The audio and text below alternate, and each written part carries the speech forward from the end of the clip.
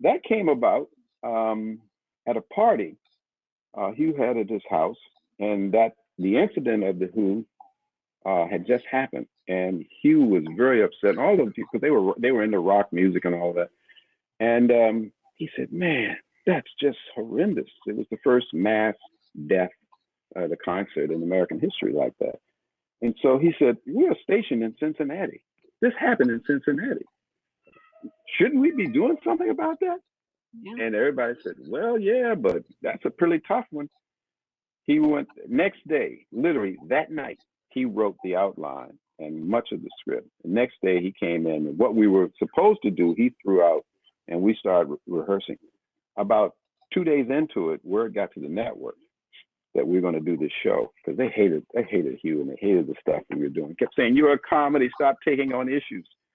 And he kept saying, "We're a radio station in Cincinnati. We don't create issues. Cincinnati does," and all that. So finally, they came down and told him, "No, you're not going to do that." He said, "Well, then, we don't have anything to do that next week. You'll have to find something else, preempt us."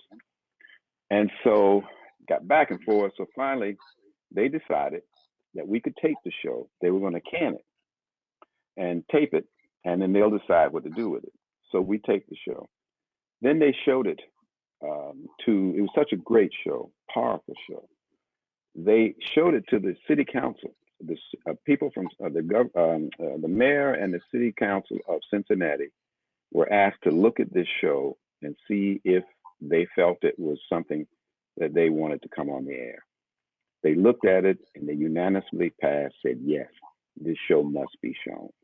So the show was shown, and it had a major impact. Not too long after that, Congress passed a bill for stadium seating. And I think that episode was used as an example of what this was about. Well, a few years later, I'm off of KRP. I'm doing other things now. I'm doing Sister or something. I don't know what I was doing. I was in Cincinnati, and I was waiting to change planes to go somewhere. And a man walked up to me.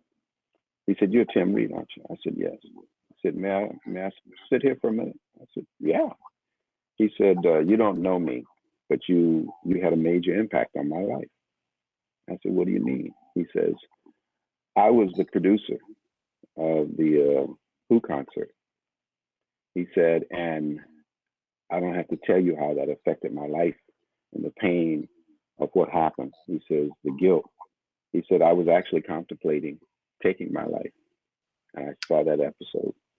And he said, "I want to thank you." And that really touched me.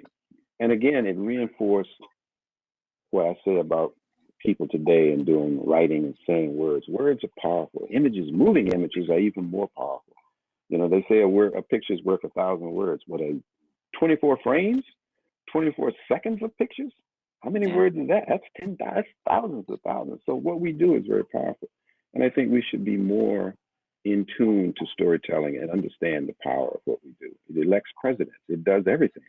The images that we put out here. So those of us who have been blessed, who have been guided or given, as my friends say, given the opportunity to shape light, to bend light, to do that, we have a responsibility.